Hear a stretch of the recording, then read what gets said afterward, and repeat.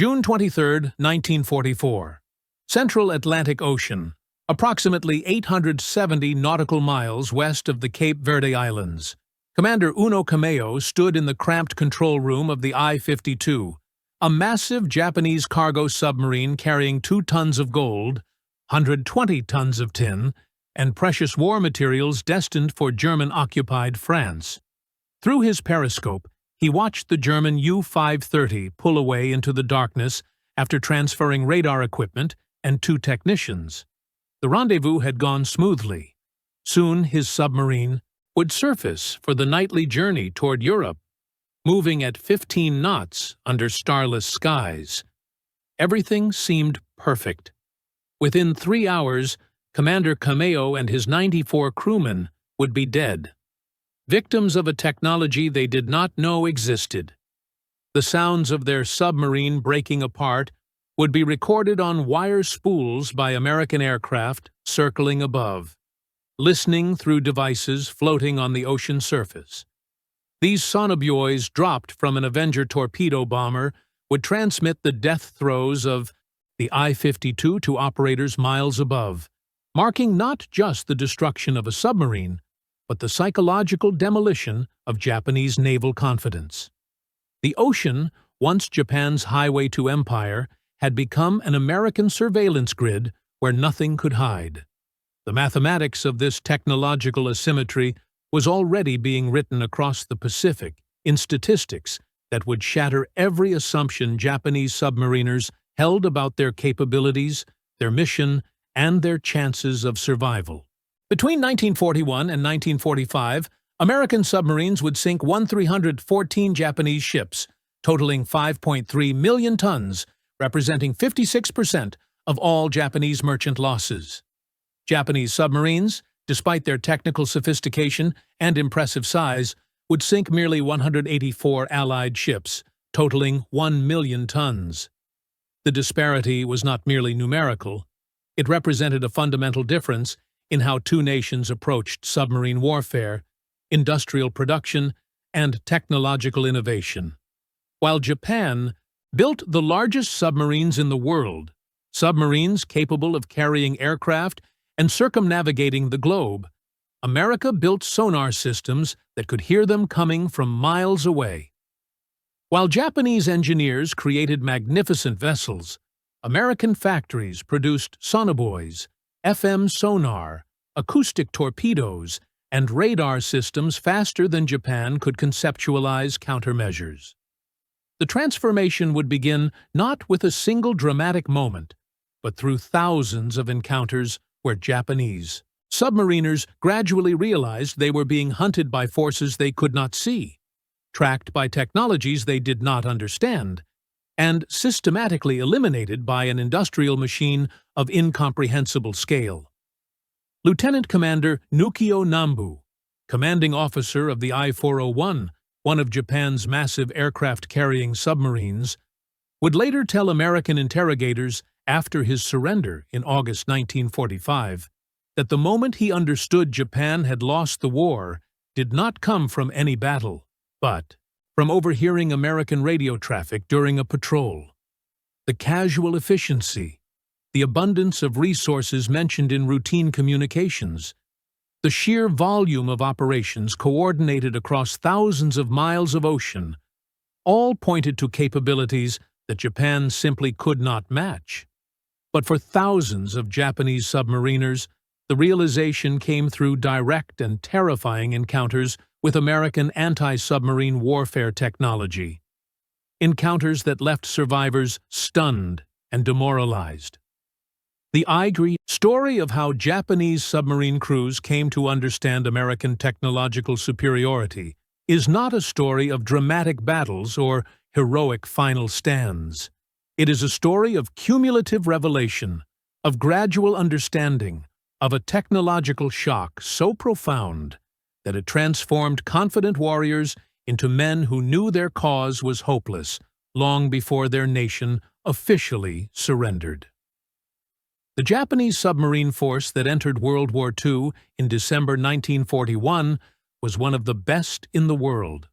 Japan, possessed approximately 70 ocean-going submarines, many of revolutionary design. The I-400 class submarines, the largest in the world until nuclear-powered vessels appeared in the 1960s, measured 400 feet in length and displaced 5,900 tons submerged. They could carry 3 Aichi M6A1 Sarin bomber seaplanes in a watertight hangar, launch them via catapult, and, theoretically, strike targets as distant as New York City or the Panama Canal. Each I-400 class submarine carried enough fuel to circumnavigate the world 1.5 times without refueling. Traveling 3,700 nautical miles at 14 knots, the engineering was magnificent. These submarines featured special compensation systems for staying submerged, degaussing cables for protection against magnetic mines, air search radar, and anechoic coatings designed to absorb sonar pulses. Smaller Japanese submarines were equally impressive. Type C cargo submarines, such as the I-52, could travel 21,000 nautical miles, carrying vital, strategic materials between Japan and its allies. Fast attack submarines prowled the Pacific with long-range torpedoes and impressive underwater capabilities. Japanese submariners trained extensively, practiced stealth operations, and understood their vessels intimately. Many had years of experience. Commander Tatsunosuke Ariazumi, who would lead submarine operations late in the war, was considered one of Japan's finest underwater tacticians. His crews were disciplined, skilled, and confident. They had reasons for confidence. In the initial months of the war, Japanese submarines successfully participated in the Pearl Harbor operation, scouted American positions, supported fleet operations, and hunted Allied warships. Doctrine emphasized fleet support, protecting Japanese naval assets, conducting reconnaissance, and attacking high-value military targets. Unlike American submarines, which would focus on commerce raiding, Japanese submarines were reserved primarily for tactical operations against enemy warships. This strategic decision would prove to be catastrophic. While Japanese submarines hunted American aircraft carriers, American submarines were systematically destroying the merchant fleet that kept Japan's war economy alive. More importantly, this tactical focus meant that Japanese submariners encountered American anti-submarine warfare systems primarily in the most dangerous contexts, when American naval forces were most alert and most heavily protected. The first two encounters with sonobuoys occurred in 1944, after American industry had perfected the technology. Sonobuoys were deceptively simple devices, small battery-powered sonar units that could be dropped from aircraft and would float on the ocean surface, listening for submarine sounds and transmitting them via radio to the aircraft above. Developed by the British in 1944 under the codename High, they were quickly adopted and improved by American forces. The impact was revolutionary. Previously, aircraft hunting a submarine had to maintain visual contact or rely on radar, which only worked when the submarine was on the surface. Once a submarine submerged, it was effectively invisible to the aircraft. Sonobuoys changed everything. An aircraft could drop a pattern of 5 color-coded sonobuoys: purple, orange, blue, red, and yellow, creating an underwater listening grid. The aircraft would monitor each buoy successively, listening for sounds emitted by submarine propellers, machinery, or movement. The technology was so effective that it became standard equipment on anti-submarine aircraft throughout 1944 and 1945.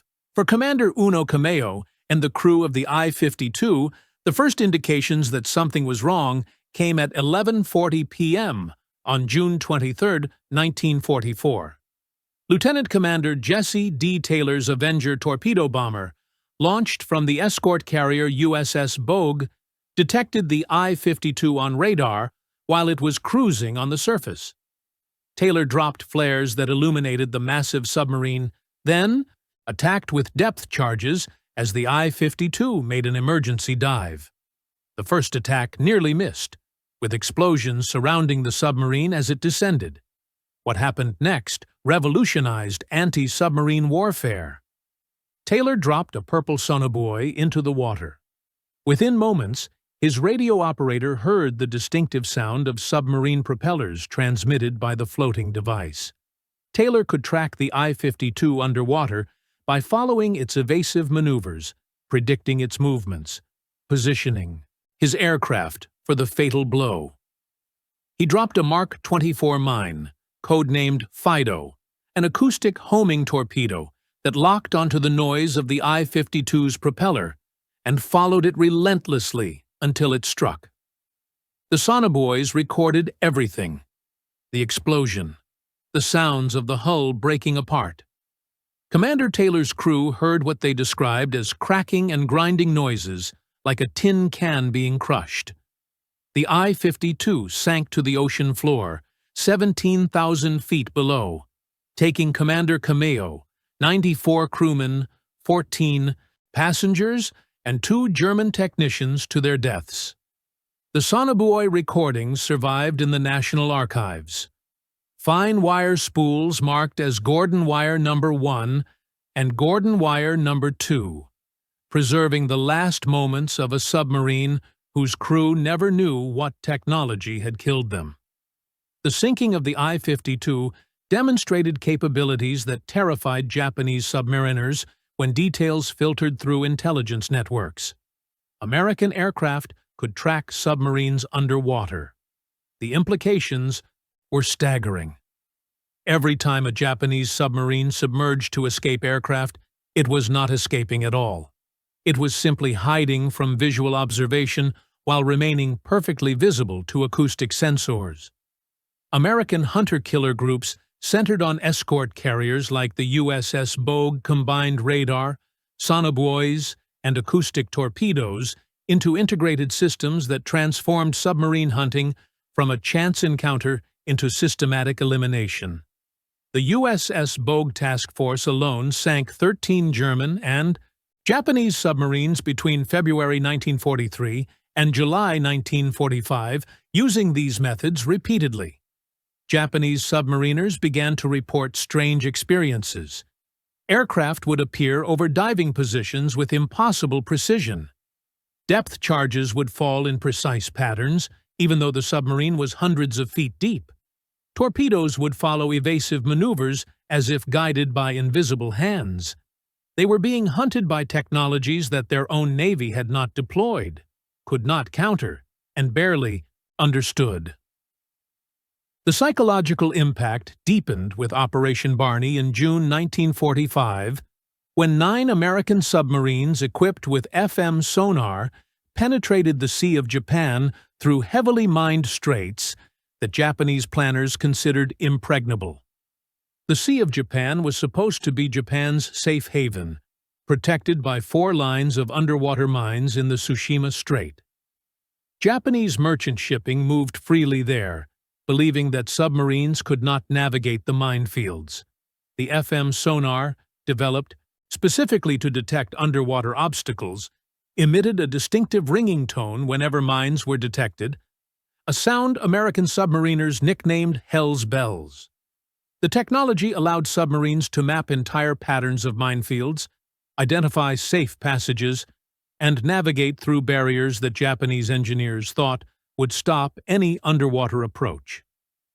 On June 4, 1945, the first 3 submarines, Sea Dog, Creval, and Spadefish, entered the Tsushima Strait submerged, their FM sonars painting images of the minefield on electronic screens. The Hell's Bells rang constantly as they snaked between mines, spaced sometimes only 50 yards apart. After 20 hours underwater, all 3 submarines surfaced safely in the Sea of Japan. 2 more groups followed, and, within days, 9 American submarines were operating freely in waters that Japan considered absolutely secure. The hunt was spectacular. Between June 9 and June 24, 1945, The 9 submarines sank 28 Japanese ships totaling 54,186 tons, including 1 submarine and 1 destroyer. They operated with impunity, surfacing at night to charge batteries, submerging during the day to attack vessels that believed themselves safe from submarine threats. The Japanese Naval Command was stunned.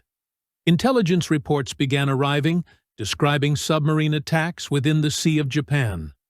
Survivors reported American submarines operating freely, attacking at will, escaping without difficulty.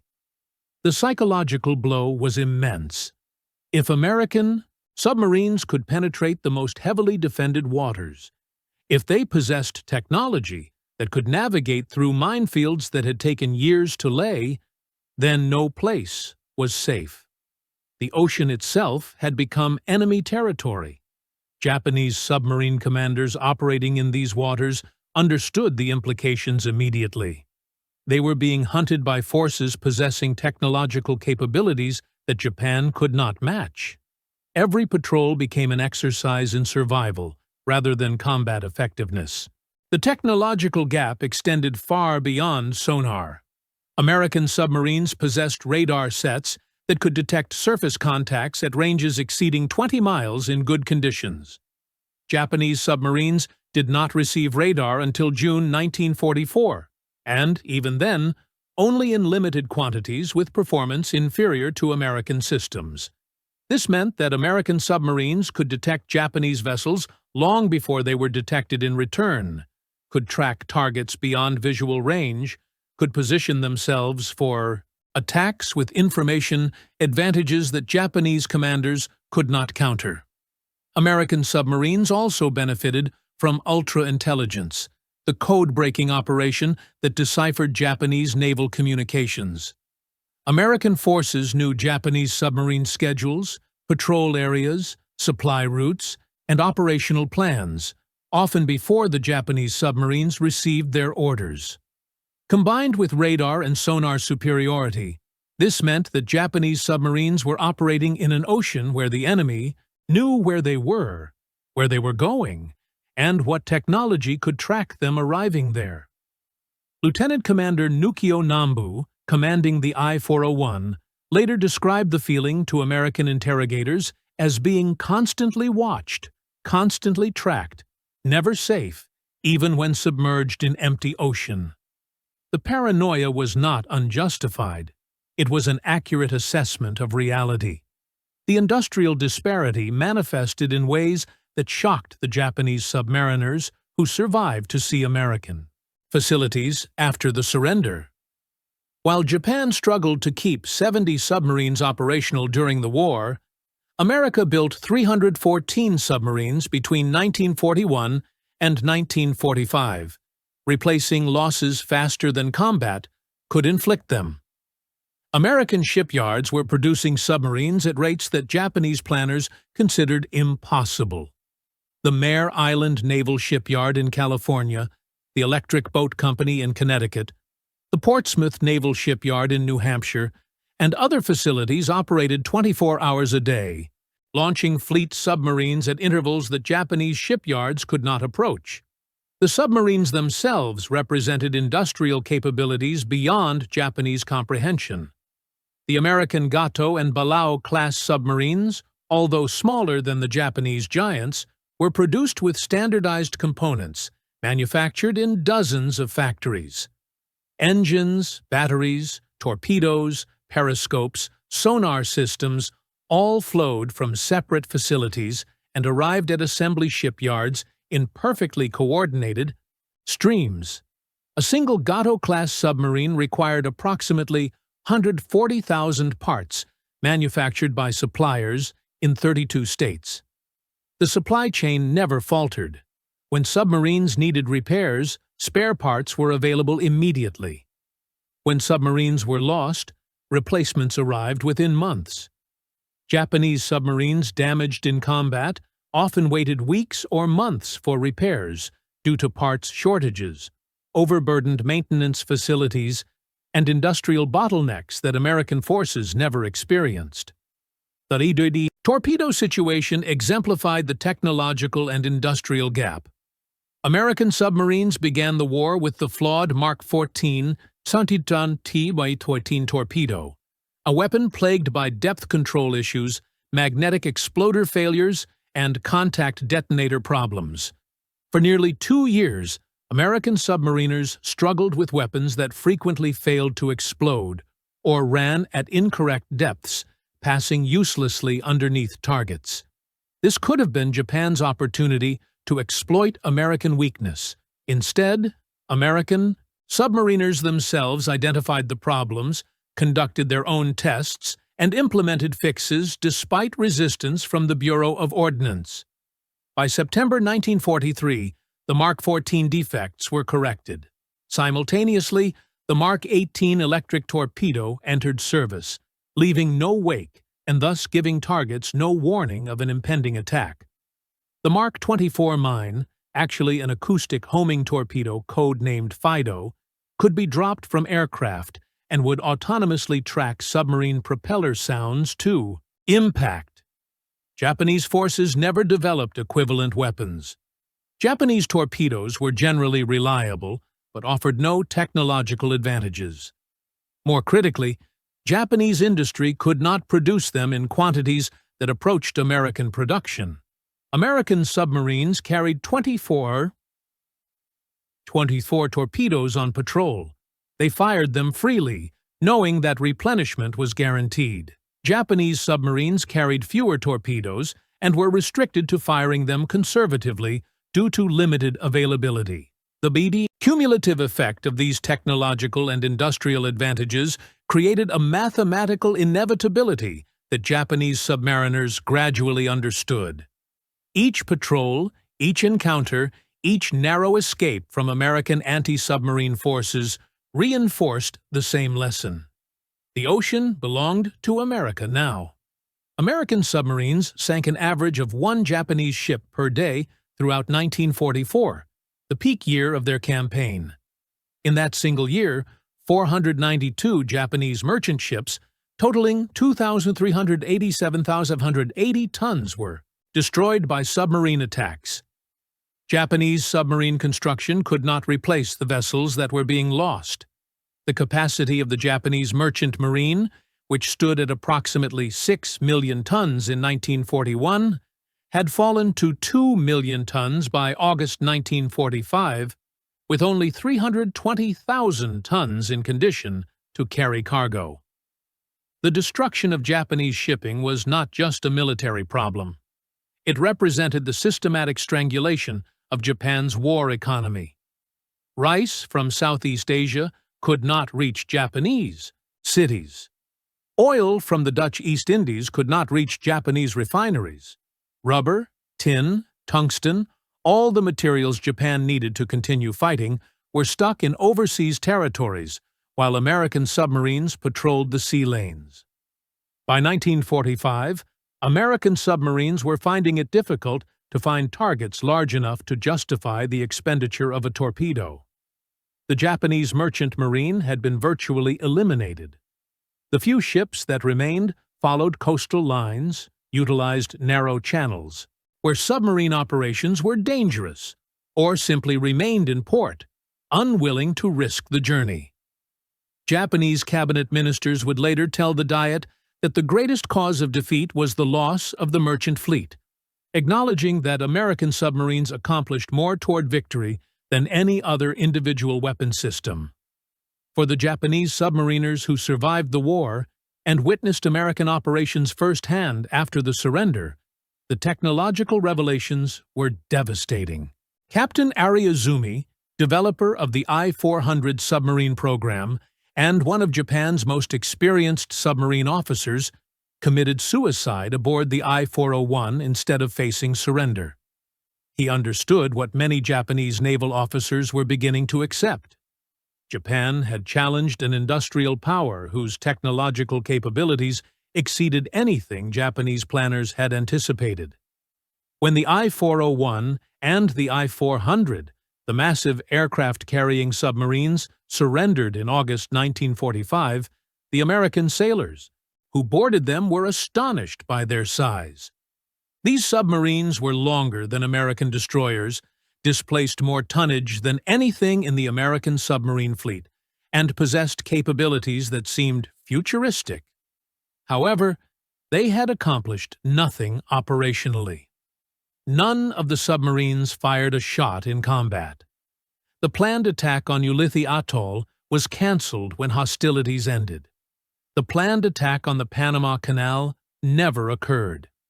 These magnificent vessels, representing thousands of hours of engineering work and scarce industrial resources, contributed nothing to Japan's war effort precisely because American technological superiority made their missions impossible. They could not reach their targets without being detected. They could not operate safely in waters controlled by the Americans. They could not survive the hunter-killer groups, the sonobuoys, the radar, the acoustic torpedoes, and the systematic anti-submarine warfare systems that American forces had perfected. American examination of the captured Japanese submarines revealed both impressive engineering and critical weaknesses. The hulls were not as strong as German or American designs, limiting the safe diving depth. The submarines were easy to detect on sonar.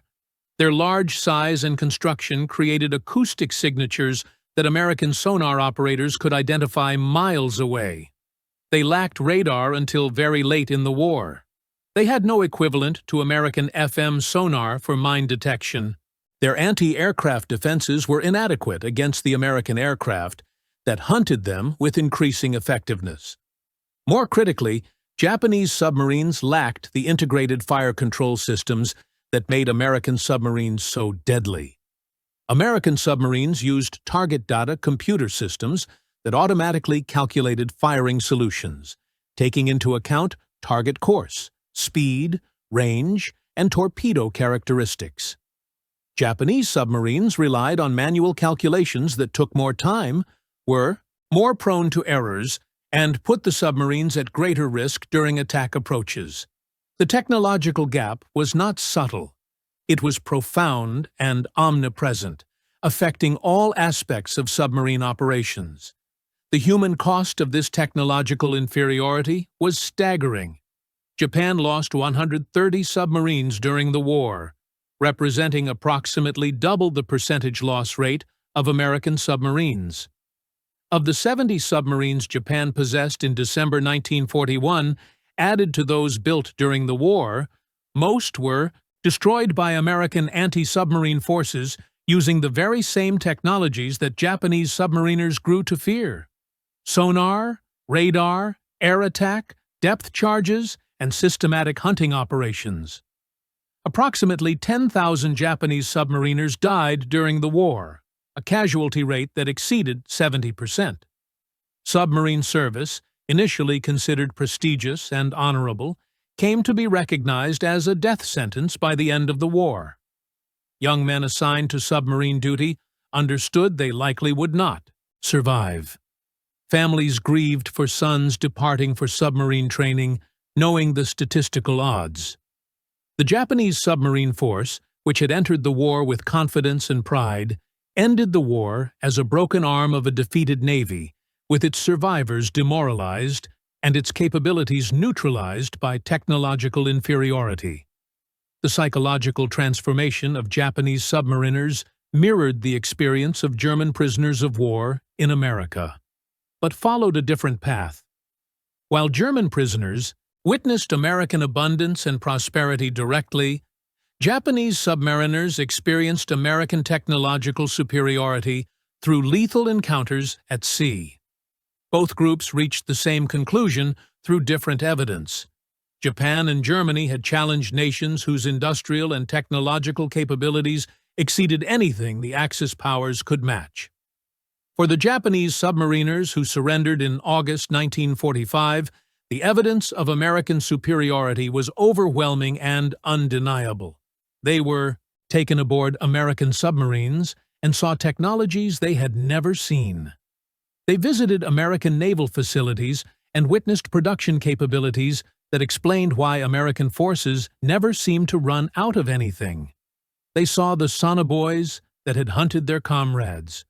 They examined the FM sonar that allowed American submarines to penetrate minefields. They studied the radar systems that gave American submarines eyes beyond visual range. They handled the acoustic torpedoes that had destroyed so many Japanese submarines. Lieutenant Commander Nambu, taken aboard the USS Segundo after the surrender of the I-401, was given a guided tour of the American submarine by Lieutenant Commander Stephen L. Johnson. Nambu examined the Segundo's radar, its sonar systems, its fire control computer, and its torpedo loading mechanisms. Everything was more advanced than the equivalent Japanese systems. More importantly, everything worked reliably. The equipment did not break down. The systems functioned as designed. American submariners operated their boat with the casual confidence that came from knowing their technology was superior and that their support was guaranteed. Johnson's crew had survived 9 war patrols, sunk Japanese ships, evaded enemy anti-submarine forces, and expected to survive the war. Japanese submariners had no equivalent confidence. They operated knowing that American technology could find them, track them, and kill them. The psychological burden was immense. Nambu later told interrogators that the moment he understood Japan had lost was not when he heard about Hiroshima or Nagasaki, but months before, when he monitored American radio traffic and heard the casual efficiency with which American forces coordinated operations across thousands of miles of ocean. The sheer scale of American operations, the abundance of resources mentioned in routine communications, and the technological sophistication implied in everyday procedures all pointed to capabilities that Japan simply could not match. The evidence continued to accumulate during the months after the surrender. Japanese submariners were taken to American bases in Japan, to Sasebo, where captured submarines were studied, and to Tokyo Bay, where surrender ceremonies took place with American submarines prominently displayed. Vice Admiral Charles A. Lockwood, commander of the Pacific Submarine Force, made a point of having his flag flown aboard the I-400 and the I-401 during the surrender ceremony on September 2, 1945, aboard the USS Missouri. The symbolism was clear. American submarines had defeated Japanese submarines through technological and industrial superiority. When the I-400 and the I-401 were taken to Hawaii for detailed examination by American naval engineers, Japanese crew members accompanied them as technical advisors. They observed American engineers methodically dismantle their boats, photographing every component, measuring every dimension, and documenting every system. The Americans were thorough, professional, and were impressed by some aspects of Japanese engineering. But they were not intimidated. American engineers had seen these submarines and understood them. They had defeated them not through superior seamanship, but through superior technology deployed with overwhelming industrial capacity. The final revelation came when the I-400, the I-401, and other captured Japanese submarines were taken to sea near Hawaii and deliberately sunk as target ships in mid-1946. The decision was driven in part by Soviet demands to examine the submarines. American forces refused to let Soviet engineers study Japanese submarine technology, so they destroyed it. But the symbolism resonated with the Japanese submariners who learned of the decision. Their best submarines, vessels that represented Japan's technological pinnacle, vessels that could carry aircraft across the Pacific and strike American cities, were destroyed casually by forces that no longer needed them for study. American submarine technology had advanced beyond anything the Japanese boats could teach. The vessels that once represented Japanese naval power were reduced to target practice. Their destruction was barely noted in American records. For Japanese submariners, the message was clear. Japan built impressive submarines, but America built the technology that made them obsolete. The ocean had never truly belonged to Japan. It simply took time for American technological and industrial superiority to fully manifest. The lessons learned by Japanese submariners spread through post-war Japan as survivors returned home and shared their experiences. Many wrote memoirs describing their shock at American technological capabilities. Others gave lectures to Japan Self-Defense Force personnel on the importance of technological parity in modern warfare. Submarine veteran associations formed in the 1950s and 1960s focused intensely on understanding what had gone wrong and why Japan's submarine force had achieved so little despite impressive engineering. The conclusions were unanimous. Technological inferiority, industrial weakness, and incorrect strategic use doomed Japanese submarines from the start. No amount of courage, skill, or determination could overcome the fundamental asymmetry in capabilities. American submarines operated with technological advantages at every level: detection, fire control, communication, navigation, and logistics. Japanese submarines, regardless of how well-designed or skillfully operated they were, fought from positions of permanent disadvantage. The submariners who learned this lesson took it into the post-war reconstruction of Japan, influencing industrial policy, technological development, and military planning for decades. The economic miracle that transformed Japan in the 1950s and 1960s was partly informed by lessons learned during the war. Japanese industry focused on technological excellence, quality control, and competitive advantage rather than size or grandiosity. The I-400 submarines were impressive but ineffective. Post-war Japan built smaller, more reliable, and more technologically advanced products. The emphasis shifted from creating individual impressive achievements to building integrated systems that worked reliably. Sony, Toyota, Honda, and other Japanese companies that became global leaders learned from military failures during the war. They understood that technological superiority required not just good ideas, but complete systems, reliable production, quality assurance, and continuous improvement. Former Japanese naval officers, including submarine veterans, took positions in these companies and influenced their development. The lessons of American technological superiority during the war shaped post-war Japanese industrial philosophy. The transformation was completed when Japan Maritime Self-Defense Force submarines began incorporating American technology in the 1960s and 1970s. Japanese submariners trained with American instructors, learned American tactics, used American sonar systems, and operated boats designed with American assistance.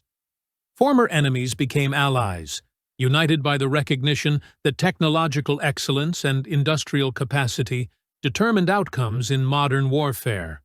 For the Japanese submariners who experienced the war, this transformation vindicated their post-war assessment.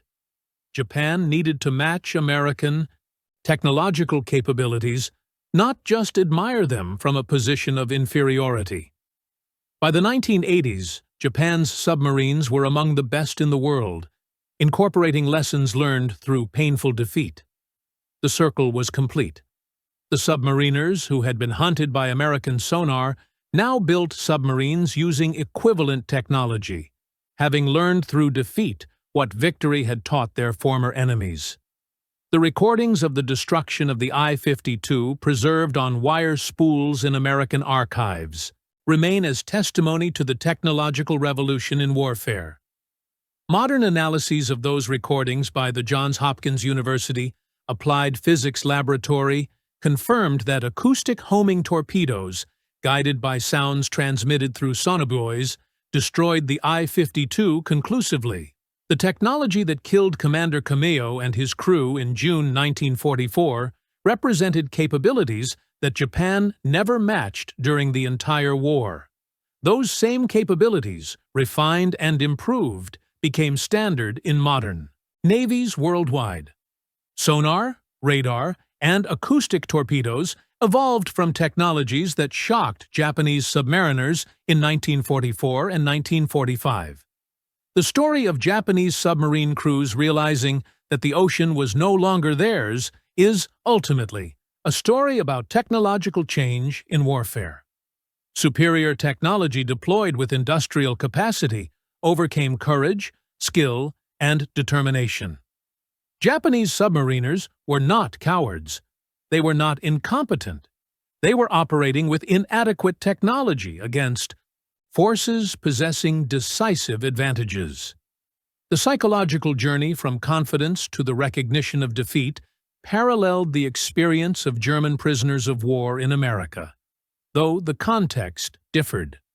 Both groups encountered American capabilities they could not explain, could not counter, and eventually could not deny.